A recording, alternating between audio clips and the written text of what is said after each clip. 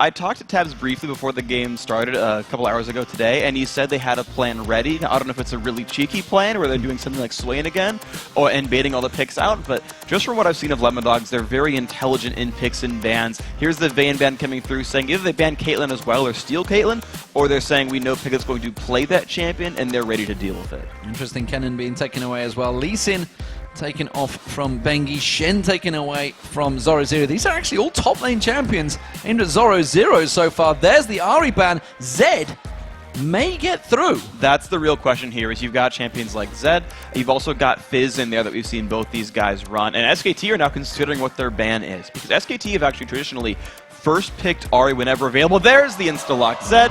They didn't want to give away Elise. Interesting, and well, you saw Zoro0 very happy to lock that one instantly. I'm pretty sure SK Telecom knew that was coming. There's some moment they went, we're going to have to use it on Elise. That means we're going to let Zed through. Let's see what Nuke can do on that. That's awkward, though, that they banned Elise, because that's one of the other great early game junglers. And thing is, Vi, which Bengi's also known for, is a champion that Dexter loves to run. He's done it this tournament. So I feel like SKT banned themselves out a little bit here. I actually don't like the Elise ban so much, because you would have predicted the rest of these. There's the Caitlyn, not steal at this point anymore, because of course Piglet's going to play Corki. But LemonDogs have picked their champions in fast. They saw this all coming. They're confident in their pick so far. And this does show that this is a team that's researched it, obviously, after the first meeting. The fact that Corki was picked up there, flavor of the tournament, it seems, rather than flavor of the month. And Zyra, of course, alongside him. Zyra also doing very well in this tournament. Yeah, she's actually been the most picked support that I can recall, actually, in this so far. So Faker, this is actually a shout-out. I was talking to Faker in the Champ Select lobby, and he said, I'm going to jungle Lulu for you. He's not actually going to, but I appreciate the shout-out, Faker. Riven, though, that's interesting. All right, so I'm guessing that's impacting the top lane. They've already locked in the Jarvan jungle. That's interesting. We haven't seen her a lot in high-level competitive play. Yeah, we haven't seen her at all this tournament. That's the first show in this tournament, so that notches it up to, I believe, about 48, 49 champions used so far. Sona looking like to be the support alongside that Caitlyn. So strong lane that will be up against Corki and Zyra. Maybe going to try and push them out of that lane or force them into a 2v1. Yeah, here's the interesting thing, really, is early on, Caitlyn and Sona's going to have a better lane here because they're just going to deal damage from farther away and have undodgeable poke. But once levels start coming in, once you hit level 6 or even level 5, Corki starts doing a lot of damage to the Caitlyn and can weather the storm, as it were, and it starts to get more difficult. So early laning would go to LemonDogs, but as, like, if it is a 2v1 and they swap back into a 2v2, that goes to SKT's favor. Well, we did see, of course, yesterday, Fnatic using that Corki, and actually the power, the damage that they can do early on kind of wasn't really respected by, I think it was Dade, wasn't it, that got caught out a few times. The final pick coming out, this is going to be for Looper, it seems. Oh, wow. So, take us through the picks, because where the heck is Faker going to be playing? He's not going to be on Singed, he's going to be on Riven. This is a counter pick that no one saw coming. Faker, knowing he's up against Zed, and now I take everything back that I just said. Because they're like, oh, we know you're going to... Because they removed Elise, which is the other champion that LemonDogs had first picked, saying, we know you're going to go for Zed here. We'll counterpick you with Riven, and Riven's going to stomp on that matchup. Faker's going to want to fight Nukeduck, and Nukeduck's not going to like the results. Well, we'll see how it works out for them, because LemonDogs, well, they could switch it around. What do you see from LemonDogs? Because let's not forget, they could decide to switch it to a 2v1 in that mid lane. And 2v1 mid you can do. The one downside you have for 2v1 mid is that you can't deny experience. And you can't even 3-on-1 dive it either. So a lot of your options are actually removed. But at the same time, you then free up your lanes to roam around.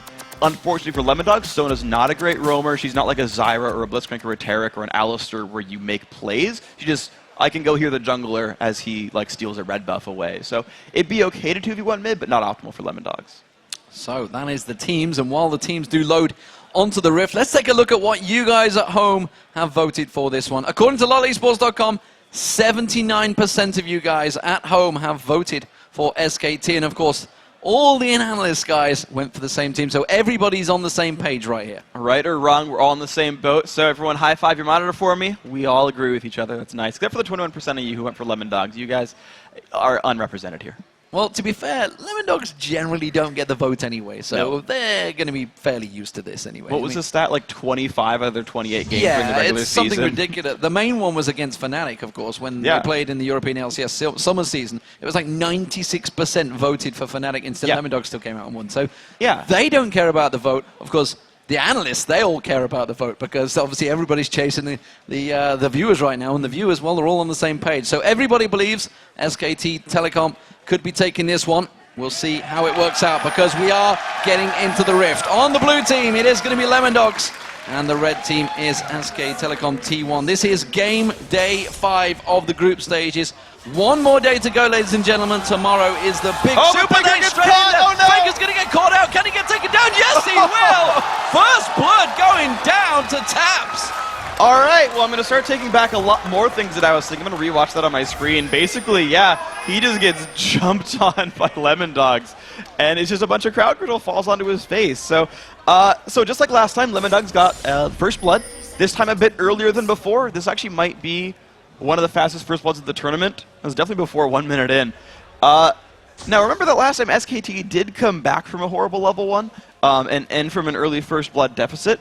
But Tabs having Boots now in the lane means that the 2v2 is going to be brutal. The fact that he bought Boots tells me he's looking specifically for the 2v2 more so than before, because with movement speed he can abuse the range disparity he has against Corki. Well, it does seem that SK Telecom are not going to be outdone by this one. You can see the 4-man invade possibly down the bottom. LemonDogs doing the same, going up the top. They had something funky planned out before. Remember, against OMG, it worked heavily in their favor, also against SK Telecom, but this time around, they've already got that first blood. Let's see if they can take anything more from this one, Freak, because this, at the moment, is going to be a standard red exchange. It is just starting out as a standard red buff steal on both sides, and I don't think much is going to happen for this one. The only thing we've really shown so far, and actually Nuke kind of showed that they were going for red, which isn't a big deal. The only thing we've shown so far, though, is that Zoro0 is going to be committing himself to that bottom lane and will be put into a 2v1. SKT, I think, are going to get the better side of this because Corki is going to be able to survive that early game lane deficit, and then we'll see what the junglers end up doing with these lopsided lane matchups. Well, Nuke happy to go in towards that 1v1 lane. You said it's going to go heavily into the favor of Faker. We'll see how it works out, Riven versus Zed in that mid lane. And really the first blood assist for Nuke doesn't change very much. It's just a Doran's shield and maybe like 1 or 2 more potions than you would otherwise. But the really fun thing is going to be what Impact does with his teleport, because he went and took the double golems, and then he can show up to his lane late with a bit of an experience advantage, and I want to see how that pans out for him. Yeah, with that teleport, of course, he's going to be heading back towards that top lane. We'll see how it develops. Bengi in that mid lane. Nuke taking damage from Faker already. Jumping straight on him. Straight up melee fight in there. But of course, the main thing is LemonDogs that have initiated this lane swap. So they wanted to have Tabs and Mithy in that top lane up against Impact, while Zoro0, you can see down this bottom lane, up against Piglet and Mandu. To me, I think that was supposed to be sort of a mind game, and SKT won that mind game here. But at the same time, there's a 3-on-1 looking for the top lane, but it's right in front of Bengi. Well, Bengi's going to find Dexter. They've both got the double buff on, and Dexter's going to lay down a lot more damage to Bengi. He's going to get more to come. Instead, just forces him away. Mithy comes around the backside. Impact is on that turret, but no aggression on them just yet, which means the tower damage is not going to become, but surely in this 3v2 position, they can't go aggressive here. These guys won't be able to dive that turret easily, even though they're trying to kill the minion wave behind the turret, having the next one flood in. All they're doing is sort of buying time, but Zoro0 is going to have a rough time 1v2 regardless here. There's not much getting done by Dexter. Well, at the moment, it's a rough time for Faker in that mid lane. He's taking a lot of damage out from Nuke at that. Meanwhile, Zoro0, he's fending off the bottom lane. All the lanes being pretty much hyper-aggressive. Zoro0 keeping them at bay. Dexter's coming around. He's going to try to steal away those wraiths. He knows Bengi is still having to defend that top. That's actually a really smart read. Good counter-jungling by Dexter. Now, you mentioned Faker as well. I'm surprised by the Doran's Blade opening because he knows Nuke can deal damage to him and wear down the health bar. And with Faker having no way of regaining his health back without having to auto-attack things and be in Zed's attack range, it's been making a really rough situation here for Faker. Well, it's something we've seen in the past. Obviously, with the Orianna, you think he goes with that Chalice instead of going defensive. He wins these matchups ordinarily. Maybe he's bitten off more than he can chew against Nuke so far, because the CS, you can see, it's 27-16 in that mid lane. Big gap disparity building up for Nuke, and Faker's just had to go back and buy. So he's been sent packing early on by Nuke. Alright, so he's going to come back to lane with an extra Doran's Blade as well as a potion, and that should be a little bit more to help him survive the lane, but of course whenever Nuke Duck goes back, he'll be able to buy a couple of long swords, maybe even 3 if he wanted to sort of bank up for a while. And it continues to make that matchup difficult for Faker. I guess I got the read wrong. I feel like he's going to keep going Nuke Duck's way, but maybe at level 6, just with the ulti, there's some grand power spike that Faker gets. So what do we see from these lane swaps? Oh, tell a lie. Nuke Duck's getting aggressed on. He is going to use that Living Shadow to get away. Faker came straight back to lane, put the pressure down. Nuke Duck was backing off before that. Bengi was just laying in wait as well. Back to my point, though, the 2 lanes that have swapped. You can see, obviously, Tabs and Mithy in this top lane. Who is gaining from this lane swap the most? Well, the top lane turret's at half, the bottom lane turret is also at half HP, and you actually see that Impact is having a slightly better time of last hitting. He's at 19 compared to the 13 of Zoro 0. Now, on the other side, though, Dexter's had a little bit more time to run around the jungle. He's just basically counter-jungling and looking for opportunities, whereas Bengi's more or less camping for his top laner, and that's a bit of a disparity. But this is it. Faker running up towards that top lane. The ward's going to spot him, but is he going to be too far deep in towards that lane? He's already ghosted. A 3-man dive. You can see Mithy already flashed away from this one. He's going to get caught out. Mithy's going to be the sacrificial lamb. Tabs will get away, but that's Impact picking up the kill on Mithy. That's a good pickup right there. It's when you've got a lane matchup like that, you didn't even need Faker to make that happen. It was just these guys were pushed up so far, Tabs was unable to land like a 90 caliber net or something to slow down the Singed advance. And there's just no tools there for Sona to run from that. Well, Nuke Duck going aggressive on towards Faker there when he comes back to lane, forcing him back the long way around in towards that turret. Of course, he does pick up the assist goal, and did everyone in the SK Telecom camp right there. So 6.5 minutes gone, still very even. That first blood on Faker counteracting right now because he's been up there and helping out. But Nuke Duck's doing a pretty good job in this mid lane. He's kept the CS advantage still in his favor, still around about that 15-20 minute mark. But now Faker's going to surely start coming into a bit more power spike. It's going to get a little bit better. Riven, I think, scales a little bit harder off of early attack damage than the Zed does. But the one bad trade you saw against Nuke Duck was because Faker had gone back and Nuke Duck hadn't yet. So you've got a 1-item advantage here for the Zed that honestly should keep Nuke Duck in favor. Well, we do see Dexter paying a visit towards those wraiths once again. He's managed to take that camp away. He could go to those at the top. They've tried that 3v1 exchange, and that tower is low in the top lane. Of course, the red buff's just spawning. He may steal this one away. Bengi is doing the exact same in the bottom lane. Thing is, it's not going to be the buff's not going to be available, but Bengi can look for a dive here. He ran through a ward in the river, so if LemonDogs are spotting this, they should be okay. Mithy getting caught by the tower there. Impact's hoping to try and chase on this one. Has got Fling available in the moment. Tries to get the slowdown on him. He does. Dexter comes back around there and forces him away. Bengi, though, coming around towards the mid lane. We can see Nuke Duck. He is pretty deep on this lane, feeling very confident up against Faker. Will he be too confident and push forward? No. Looks like Bengi is going to back away. And Nuke Duck's doing a very good job of, as I say that he actually uses the shadow, but it's because he saw Bengi go back into the jungle. Nuke Duck's doing a very good job of holding on to his W cooldown, making sure he has it if he needs to escape. He's not wasting it away. And a point with Mithy, actually, that I really like is normally Sonas do not learn their speed buff at level 4. Mithy did here to run away from Singed, and of course, there's also a gank being set up by Dexter here. But the problem is, he's going to actually land on towards Impact. Has he gone too early, though, Dexter? Because coming along the top is Piglet and Mandu. They're about to join this fight. Oh, and he flings Dexter straight in there. Dexter's got to run past it. He's going to get locked up. The tower does go down, but that is going to be a dead jungler for Dexter. That's really unfortunate. He should have seen that when a turret goes down, the dual lane often swaps back. They have to be right in range there, but Dexter that was not a necessary dive. He should have known that there are people coming in to support that top lane. Teleport down the bottom from Impact. That's going to force Zoro 0 away from the turret. He was pushing up aggressively there. Nuke Duck, he's going to see Bengi coming around the mid lane. Of course, that's going to give away their position, but the top lane's where they're going to be pushing. Mithy and Tabs will return to that top lane, so they're happy to keep a 2v2 now. This will be the interesting thing because there's a BF sword picked up now for Tabs. I know I said earlier that like level 6 or 7 it gets really great for Corki, but there's a giant damage lead right now for the LemonDogs AD carry. So looking for that matchup and dealing damage, no, I tell a lie, he swaps back to the bottom lane. Just kidding, they still want to do the 2v1 pushes. Alright, so LemonDogs still going for the 2v1, still trying to deny. And of course, now they've got the numbers advantage on the Dragon side of the map. Yeah, it does look like, well, Mithy warding out. It seems that they want to get in towards that position. Impact, we've seen him on Singed a number of times. He's happy in this position. Obviously stepping in towards this tournament, but his Faker's going to get aggressed on. Dexter comes in there, tries to turn it back around on towards NukeDog. Where's the damage going to go? Faker manages to avoid it. NukeDog's now in trouble. He's trying to put the pressure down. Bengi playing good defensive linebacker there. And ultimately, Faker burned more than the LemonDogs did out of this one. He lost both his summoners, whereas NukeDuck still has Flash.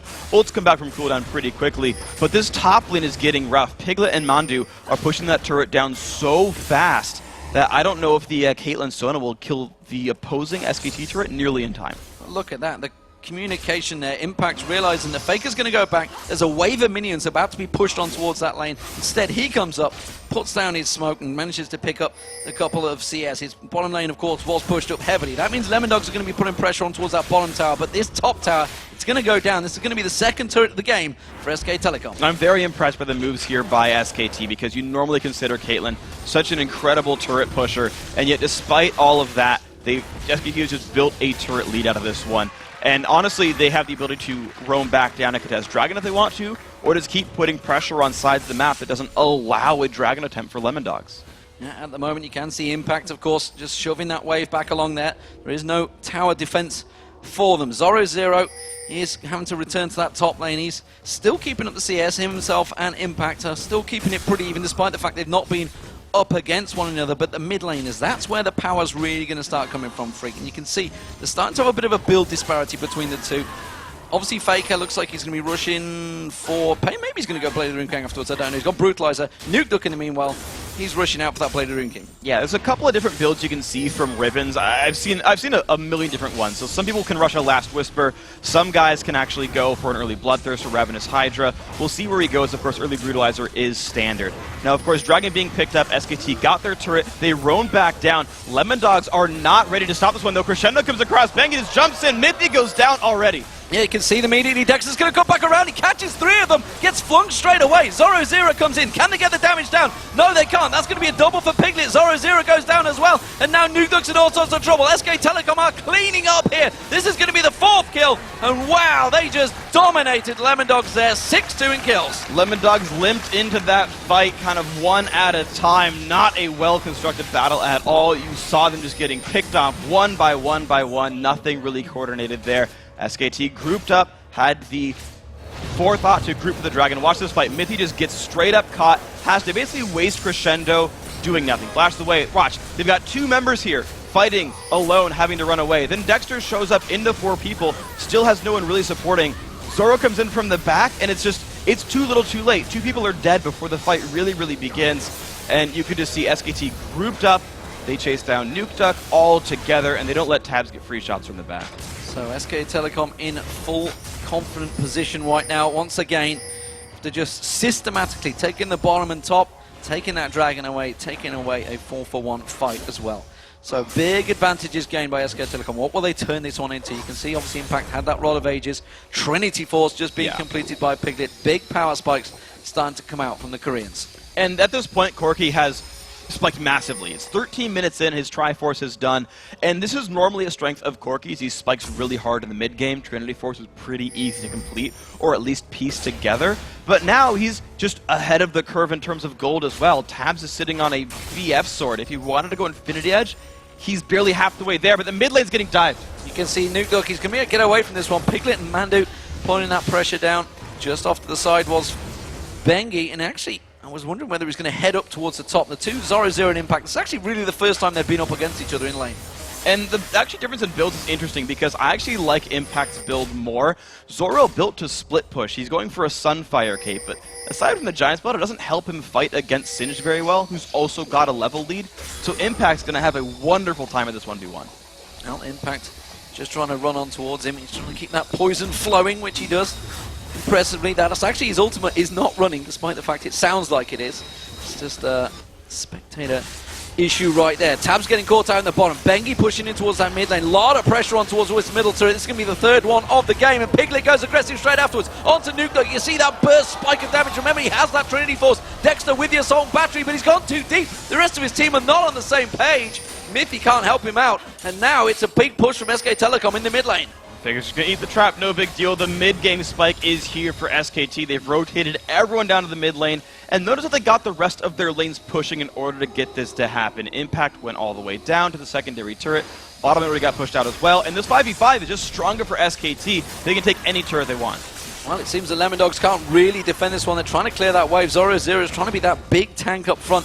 They do finally force SK Telecom away. I'm not too sure whether it's forced or whether SK chose to actually just back away from that one. Well, they've got a bit of time to wait anyway because their minions ran out. They're not strong enough to just backdoor turrets in the face of their enemies. So Faker gets to roam to the bottom lane. He knows he can run away. Texture's ultimate is down, which is the only way Faker gets caught here. So you can see him actually take a fight if he wants to, but could also run. He may also turn this one around. We've seen him do it before, and Faker wants a piece of Nuke Duck. Not going to happen. The ultimate pops from Nuke Duck and finally gets him down, but he needed the help from Mithy, otherwise he would have gone down. That was a bit overconfident. Faker was sitting on about 2,000 gold. He had bought up a BF sword and Boots' speed after coming back to base. If he had those items, he'd have won that fight. So you're right that Faker didn't get caught. He happened to go back into the fight and got overconfident. So, which was what he talked about in the video. Said I won't get overconfident. Seemed to still happen here, though. Seems to still have that confident flow, and why not? Because right now they are 6-3 up. Zoro0 gets caught and spotted out by that phosphorus bomb of Piglet. Ward gets placed in there. Bengi going to be taking away this blue buff from Nuke Duck. It's not going to harm him too heavily because not a lot of heavy mana champions, if many at all. Yeah, there's no real need for the blue buff from these guys. It actually works incredibly well on Vi. Getting more abilities out is pretty massive for her. But in the end of the day, it's just SKT taking blue because it's taking map control. These guys are very, very good at taking control of the mid game and not letting their opponents breathe. You're seeing Impact not even let Zoro last hit minions here, just body blocking them with himself. Of course, Zoro trying to freeze the lane if he can. But I don't know if it's going to mean much. It's going to get Fling to take damage. Just going to fling him back over. Impact causing a nuisance of himself, and the rest of the team are gathering in this mid lane. You can see Faker and Bengi there.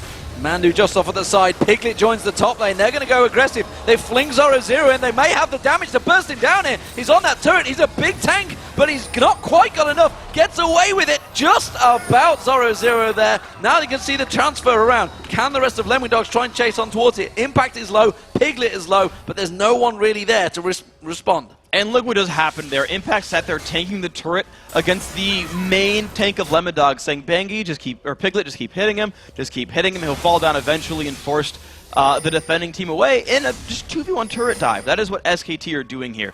And now I want you to pay attention to the pink wards. The ward control is now what's important for SKT, because if they want, they can set up a trap at Baron and force LemonDogs to face check into it if they don't want to just play the siege game. The Dragon fight coming in 45 seconds time will certainly be one of the pivotal moments in this game. You can see Tabs, he's got that Infinity Edge built up now. Piglet, meanwhile, getting towards that last whisper, trying to gain in there. Faker chasing down on towards Nuke Duck. They realize if they can take him down, he's in all sorts of trouble. He's going to try and turn his ultimate down. Flashes away from this one as well, but that will force him away from the fight. He's got 25 seconds to go back and come towards that dragon, or it's going to be all over. And Zoro0 is nowhere to be seen for this one. This is surely a dragon for SKT. Yeah, there's no way LemonDogs could challenge for it, even if they did have all 5 members around. Instead, LemonDogs are making the best of a bad situation, trying to get Zoro0 some farm at the top lane. With the Sunfire Cape, he will push fast, but of course Impact has teleport, so if SKT want, they can just defend the turret without much issue, and of course only sending a couple people to take the dragon to keep the bottom lane pushed as well. SKT are confident they've got the control to 2-man objectives and defend the other ones with 1. Here's an interesting perspective. Zoro0 up against Faker in that top lane on the golems. Has he got the damage to take him down? It seems he may have. Scares Zoro0 out the lane and takes the golem.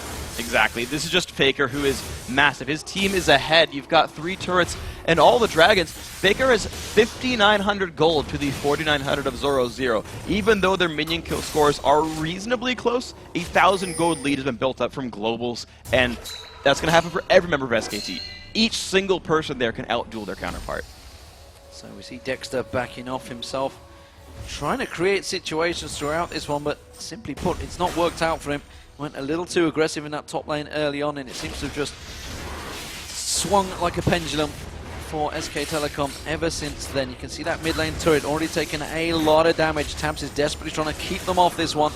SK keep coming back, keep returning to this mid lane. They're just getting that little poke on it every time. And that's what honestly these guys are doing is you saw Mondu actually put a plant down because turrets will hit plants before champions. And so he's like, yeah, just get 2 free attacks, we'll back out in time. There's really no rush for SKT. These guys scale into late game just fine, and they're constantly clearing away the jungle as well. There's really no pressure for them to win fast. They can just keep building a lead and take the advantages as they show up. SK Telecom trying to set a trap here, but I don't believe LemonDogs are going to fall for this one. They're not really looking to ward out that Baron just yet, although will they? Dexter taking a look towards it. No, instead puts a wise ward down there. Zoro is the one that's trying to do it. He may get caught out of position. SK Telecom going to dive for this one. Tabs gets caught out. He gets dropped down completely. Dexter's going to be the next focus target. He's trying to get away from this one, but Nukeduck's out of position. Tries to use a living shadow to get away. Cataclysm closes him in there. Goes on towards Piglet. Ooh. Just gets dropped where he stands by Faker. And SK Telecom clean up. That's a 2-for-0 easy victory there, and that is going to be an inner turret. That is going to be probably some more as well. With 2 members down, there's no way LemonDogs can defend their base or a Baron. And the thing is, that jump in was not required by LemonDogs. Good job by SKT to set up the bait, and good patience by them as well. But Zoro got a ward onto Baron. He knew there was nothing actually imminently being taken.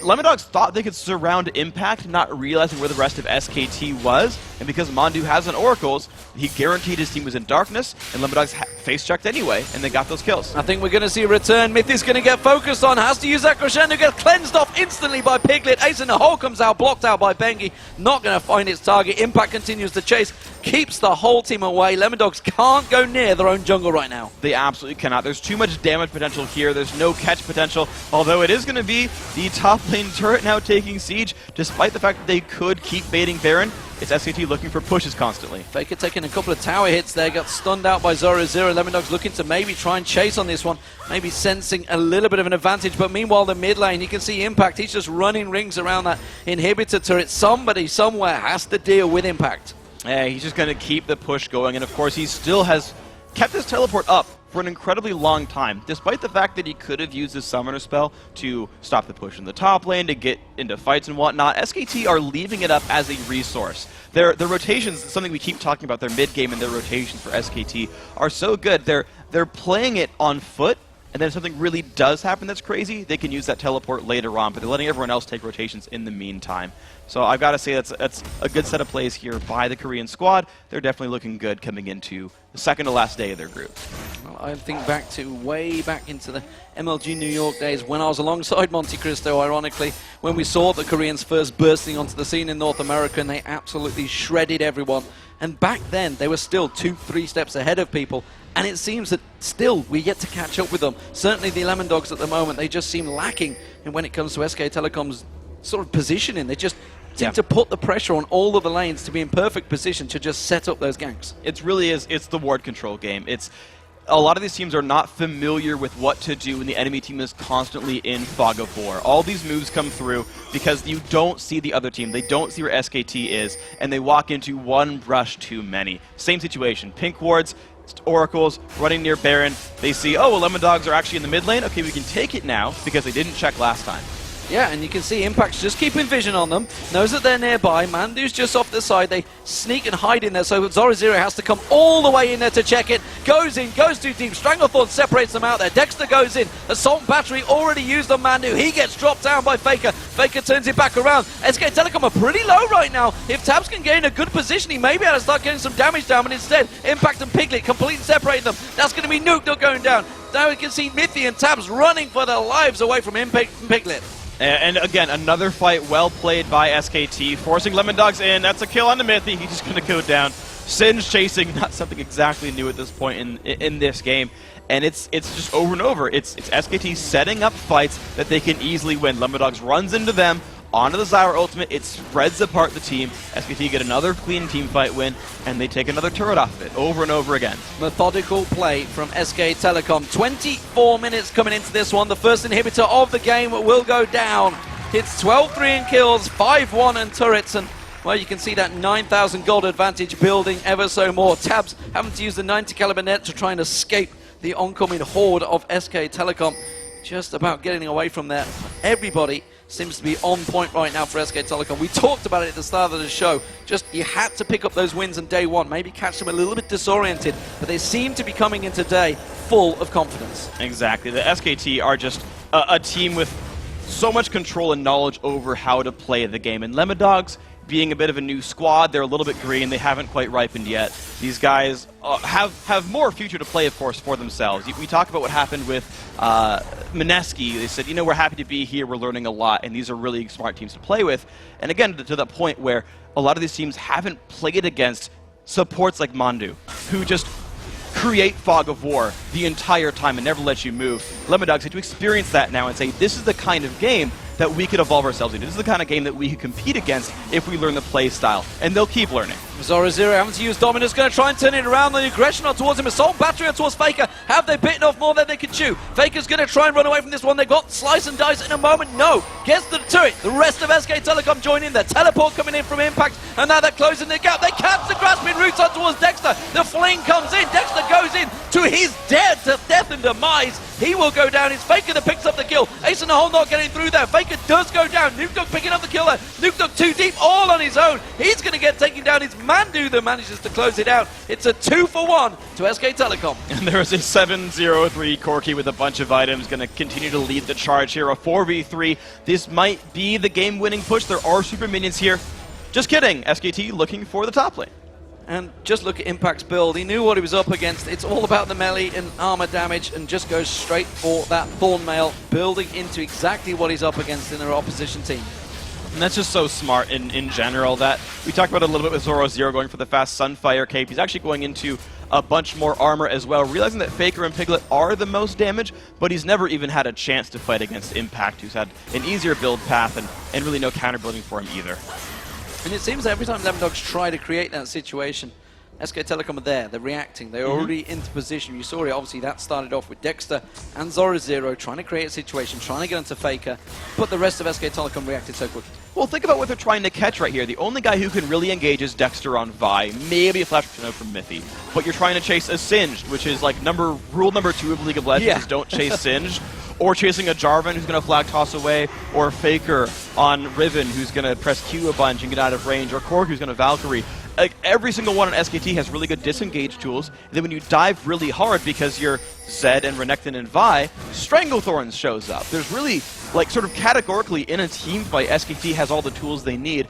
In addition to the fact that they've played the mid game so well, SKT I think have done remarkably from second 0 all up till now.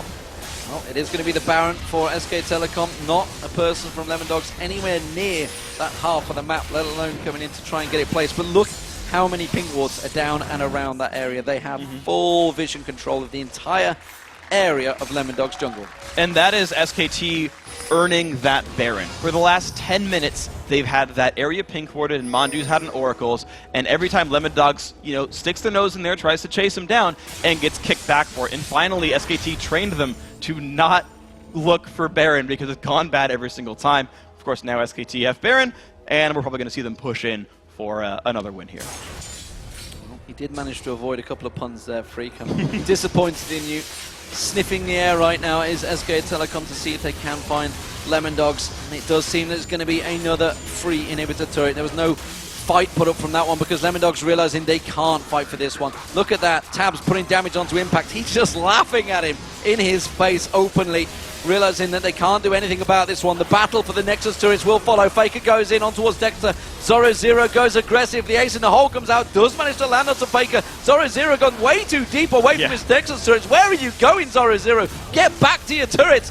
You do see the Cataclysm coming down. Crescendo lands down there. Mandu taken low. Tabs tries to get in. He's gone too deep. Impact gets in towards him. Zoro will eventually go down to Faker. They realize it is all over. Bengi manages to get the kill onto Tabs. Zoro continues to chase away from this one. Gets a little bit of lifesteal off those walls. Slice and dices away. But he's not going to get anything more from it. Mandu goes down. The rest of the base will follow. And it's SK Telecom taking away their first game of the day here on day 5. And the moral victory for Faker at the end. He takes down Zoro. Nexus falls over.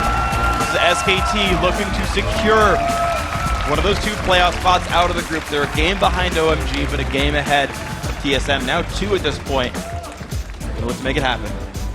Confident performance from SK Telecom. And remember, first blood went down within the first minute of the game. It was Faker that actually got caught out, but it wasn't to be for LemonDogs once again. SK Telecom looking so strong here in day 5. Can they go all the way? Of course, the position's all up for grabs in this group. Big important game up against TSM later on, because that will really be that decider for second place. With OMG 4-0 so far in that group, you're going to expect them to maybe pick up another win today. It's definitely likely. If we kind of expand our look down to the playoff race, you do have to look forward, as you just said, to the SKT-TSM match. But when you look at this game, SKT, they looked pretty much like SKT. All right, kind of a silly play at level 1. Faker got a little bit aggressive, got caught out. All right, fine. But that didn't hold SKT down. They played the standard controlled game. I think they got lanes that they wanted. They got the first turret kill. Bengi camped for his top laner, and actually, with a couple of lane rotations, picked up some kills that way as well, and just built a lead. Took a really good dragon fight in the mid game, and then controlled Baron, and that gameplay carried them through the game. Absolutely fantastic stuff. SK Telecom, they pick up their first